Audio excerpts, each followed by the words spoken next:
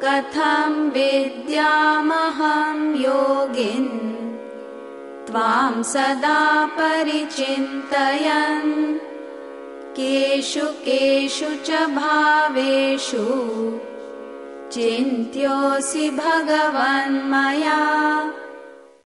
How shall I know you? Meditating on you always, O yogi.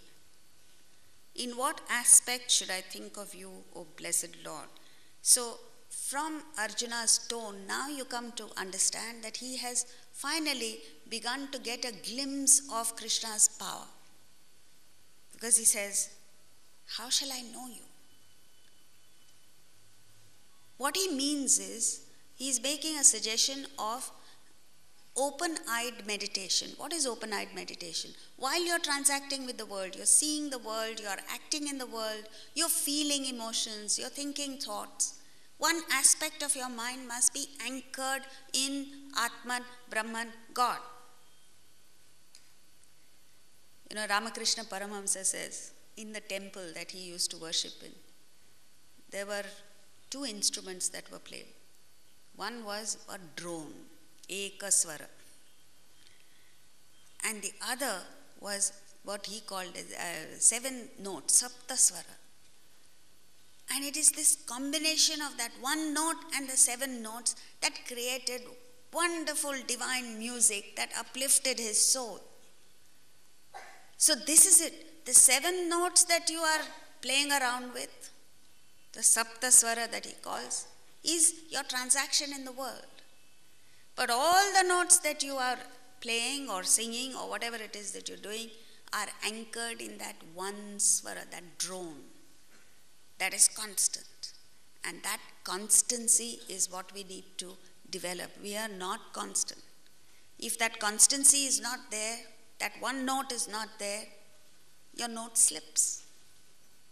You sing or you play Besur and Betal you go. And then it becomes painful for you to listen. You say, oh, please stop it. And that's the kind of life that we're living. One moment you're doing one thing, next moment you're doing anything. There's no constancy to whatever we do. There is no constancy of pursuit. There's no goal. There is no music and harmony in our lives. All our lives, all our actions are Besur and Betal. That's why people want to escape from you. And that is why when you talk to people and you say, oh, some days a guy comes to work full of smiles and very happy and cheerful, and you wonder what is the cause of his cheer and joking and laughing. And then suddenly in between he says, my wife has gone to her mother's place. Relief. Same thing she does. When the husband goes on a business trip, you can make out from the spring in a step that he's gone. Why does this happen? Because of our wrong relationships. So this open-eyed meditation, if you do this constant linking to that one swara, which is while you're acting, as he says in the 9th chapter, Yat karoshi yadashnasi yad juhoshi dadasi yat yat tapasyasi kaunteya tat kurushva madarpana. Whatever you do,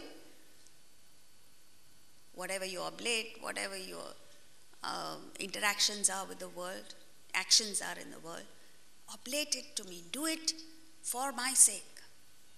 That is a constancy that you have. And then with perceptions, don't get carried away by what you see, hear, smell, taste, touch. Go back to the root. And then you realize that which enables your sight, smell, taste, touch is that divine aspect.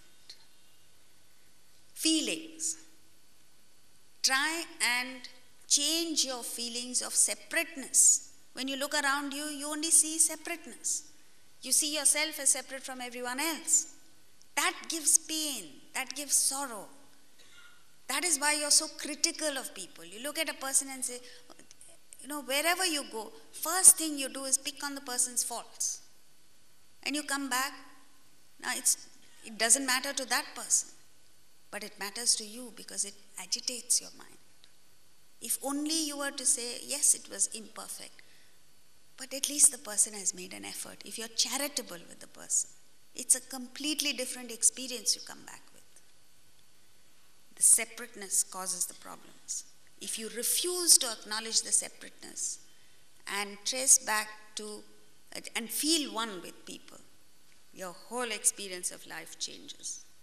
And with thoughts, the intellect, which is constantly discriminating, constantly distinguishing, discerning between pairs of opposites in the world, and that's why it gets stressed out. Shift it to just one discrimination, which is nitya, anitya. What is nitya vastu? What is permanent? What is anitya vastu? Impermanent. And when you understand that the things of the world are impermanent, then they don't bother you. You understand that that which had to change has changed. That which had to go has gone. It's only when you hang on to the impermanent as if it were the permanent that it gives you a lot of heartache and pain. So again, the key word here is sada, always. Your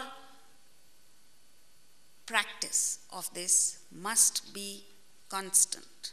Only then it has an effect. Otherwise, you make a little effort, it gets washed off in materialism. Again, you put in a little effort, it gets washed off. You don't understand the washing off. You only say, I put in so much effort and I haven't gotten anywhere. That's because there is no constancy. It's like a lady who wants to lose weight.